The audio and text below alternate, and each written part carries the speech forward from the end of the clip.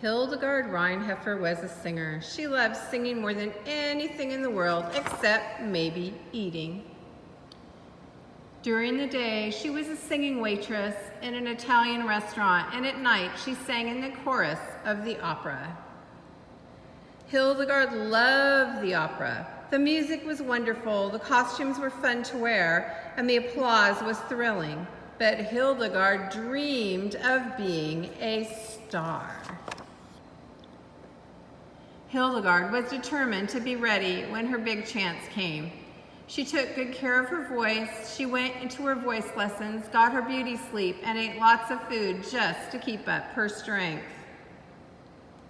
Early one morning, the conductor of the opera, Humphrey Waddlesworth, and the tenor Bartholomew Bacon had exciting news.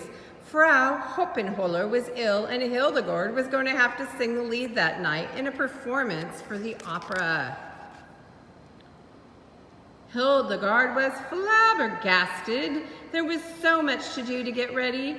First, they all had a big breakfast. Then they went to the music room so she could try out her voice. She played a few notes on the piano to get her pitches and took a deep breath. La.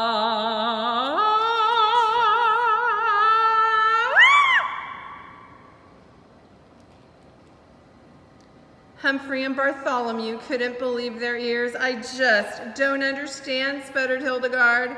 My voice was just fine yesterday. Maybe there's a draft in the room, or maybe I didn't have enough breakfast.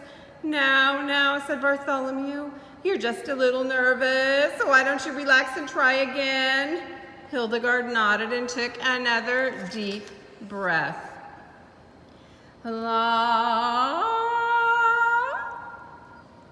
Hildegard was terrified. Her big chance, and she lost her voice.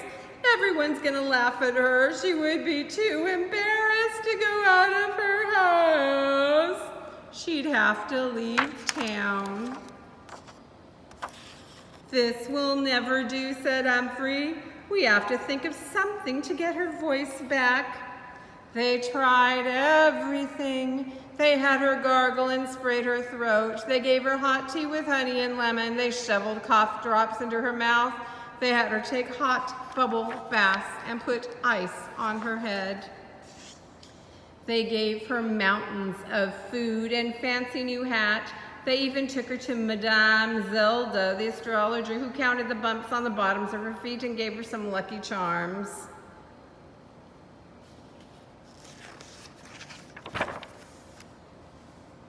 Nothing seemed to help. Hildegard couldn't sing a note, but just as they were ready to give up hope, Bartholomew had an idea. He whispered to Humphrey, "Bring Hildegard to the opera house tonight. Tell it that I will send her something backstage that I'm sure will bring her voice back." So Humphrey took her to the opera house and told her to put on her makeup and costume and wait backstage for Bartholomew and his cure. She was very nervous. Why did she ever want to be an opera singer? What had happened to her voice? What if the audience threw rotten tomatoes at her? What was she going to do? The opera house began to fill. The musicians in the orchestra took their places, and when the queen arrived, everyone stood and greeted her with applause. Then the conductor stepped forward and the lights went down. Hildegard heard the applause fade and the orchestra began to play. There was a knock at the door. "It's time for your entrance, Miss Reinheffer," said the stage manager. She left her dressing room and slowly made her way through the dark set. The stagehands were frantically finishing the adjustments to the scenery and lights. Places, everyone called the stage manager, and they all hurried off to the stage. Hildegard stood alone behind the curtain. Her heart was pounding and her knees began to wobble. Where on earth was Bartholomew?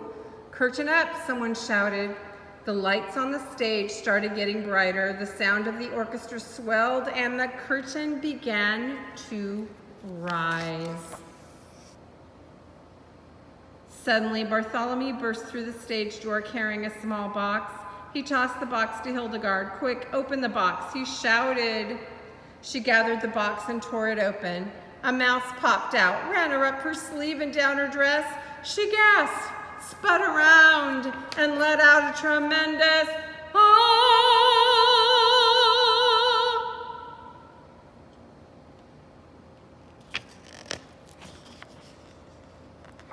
From that moment on, she sang better than she ever had before. And when the opera was over, there was an explosion of cheers and applause, and Hildegard was a star. The end.